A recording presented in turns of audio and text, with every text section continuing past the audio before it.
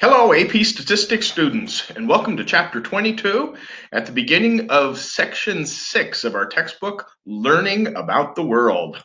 We are making transition from beans to pennies. That's right, going from categorical data, where you counted the number of white beans in a bucket, to quantitative data where we're finding an average. So it does change things, and actually I think it makes things a little bit simpler.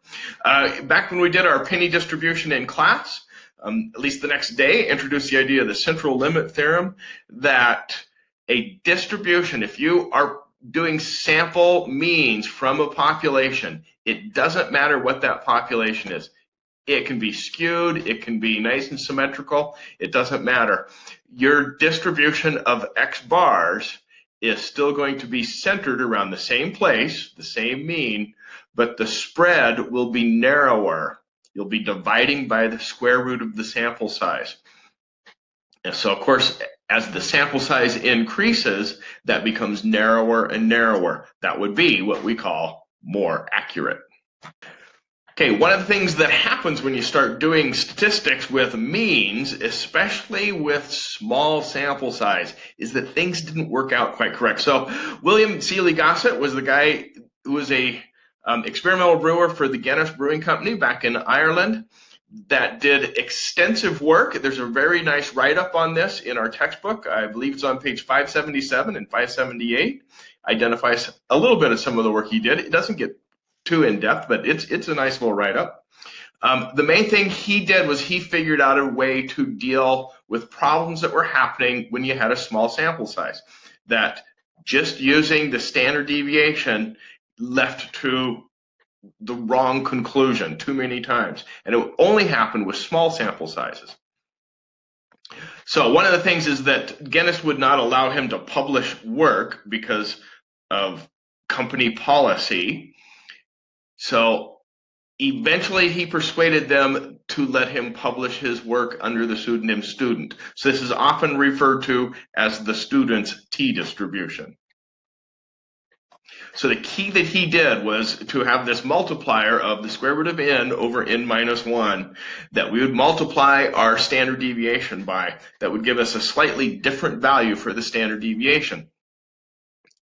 So if you have a really small sample size, like 3, then you would be multiplying by the square root of 3 over 2, which is actually going to be bigger than 1, significantly bigger than 1. So it's going to make your standard deviation bigger.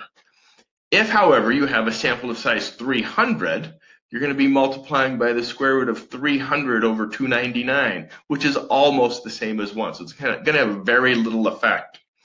So when we are calculating our sample standard deviation, this is the formula where you're dividing by n minus 1. And that comes, if we rewrite that, so of course those n's would cancel, so I just rewrote it with an equivalent form, but that form is the population standard deviation multiplied by this adjustment factor. So our sample standard deviation is going to be just a little bit bigger than what you would calculate if you were doing the population standard deviation.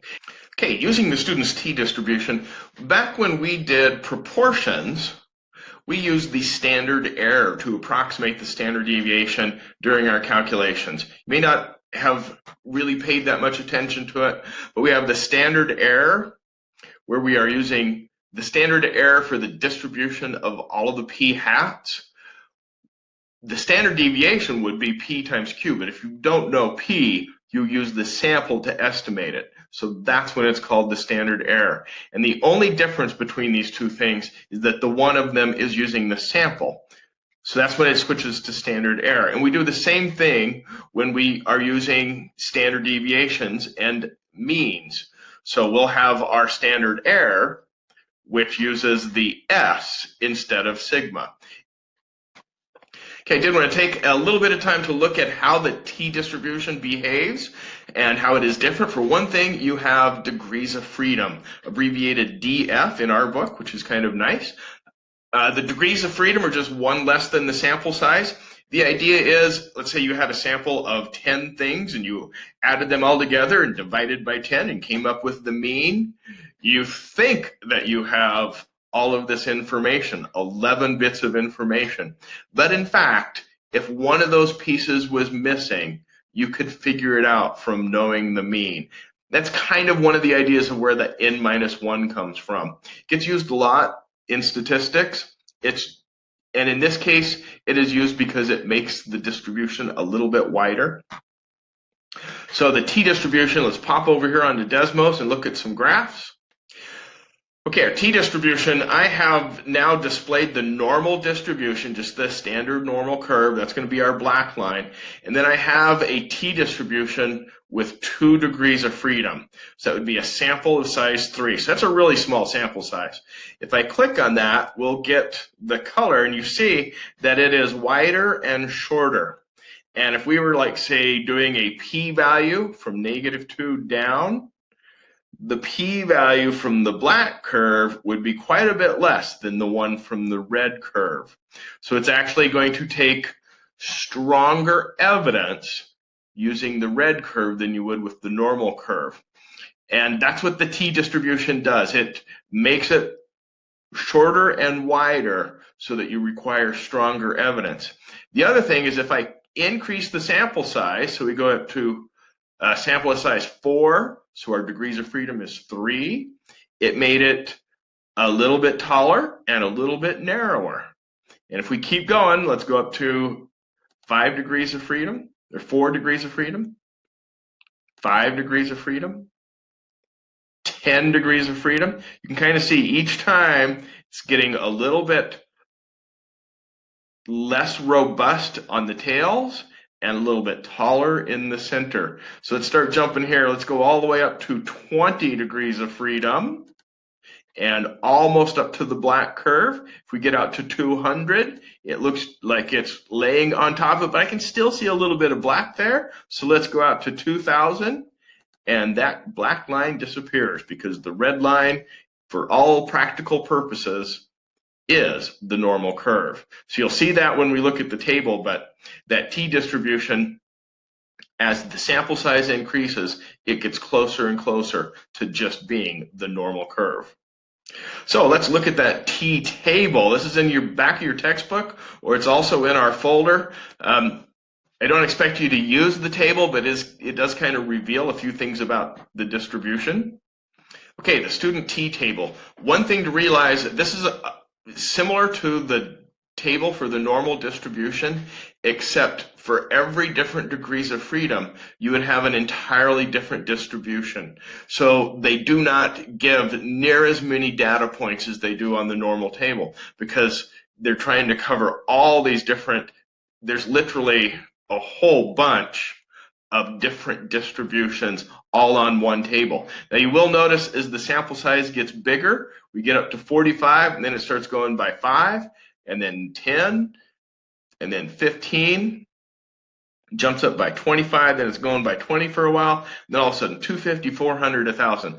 That is because as you get into these bigger sample sizes, a discrepancy of 1 or 2 degrees of freedom has much less impact. And when you get up to really big sample size, you're getting closer and closer to the normal curve.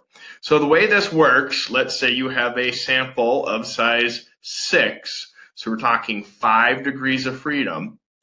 If you were going to do a 95% confidence interval, that means there's 5% in 2 tails, which is 2.5% in each tail. So it is kind of nice that they give you that information. They divided it by 2 by.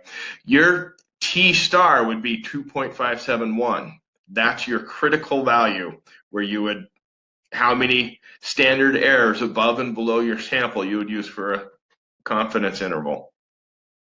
If we scroll down to the bottom, you will notice that they actually mentioned this is a 95% confidence interval. You'll also notice that right up above it is the Z star for a 95%, because when you get out to infinity, the T distribution becomes the normal curve.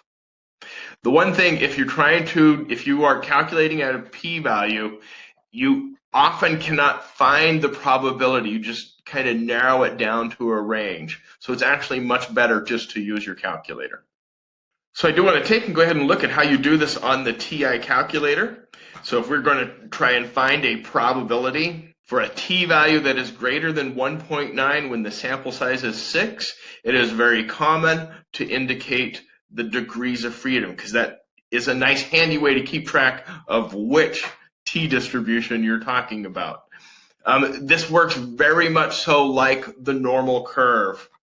You would go to your distributions, scroll down. We have a t inverse if you wanted to find a t star. We have the probability distribution function that would give you a specific value.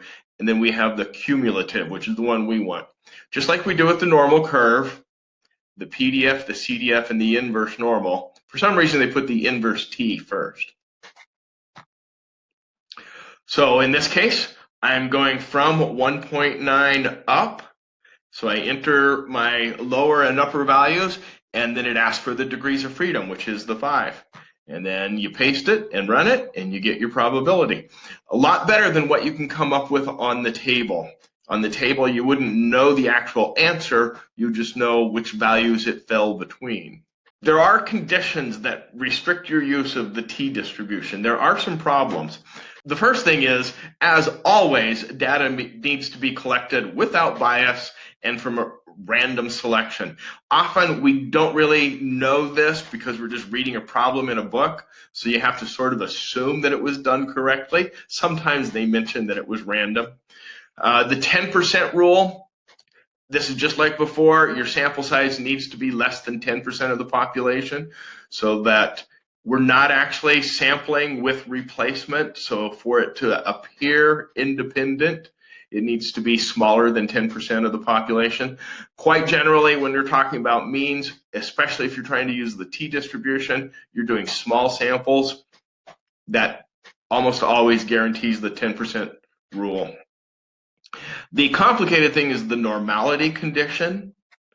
So t-values, because you are using the sample to calculate both the standard deviation and your mean, if you have skewed data or outliers, it can really throw things off, especially with small sample sizes. So there are different rules here. So if you have really small sample size, that'd be anything less than 15. You need to look at the data and see if it looks relatively normal and see if there's any skew or outliers. If so, you really shouldn't be using the t-distribution. There are other things that you can do that are beyond the scope of this course, but just realize that there are other tricks in the statistical trade beyond just t-distribution. One of the issues is with small data, it can be very difficult to recognize whether it's skewed or whether something is an outlier. But you just kind of do the best that you can and try and stay away from really bad skew.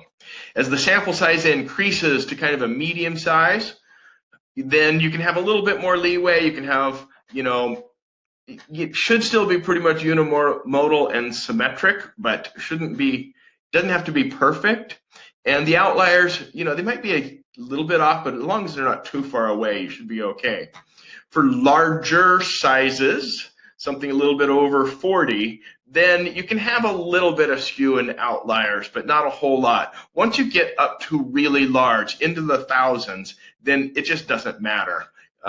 The normal condition will be met no matter how skewed or messed up it is. So we're mainly looking at smaller sample sizes where we have to check our condition.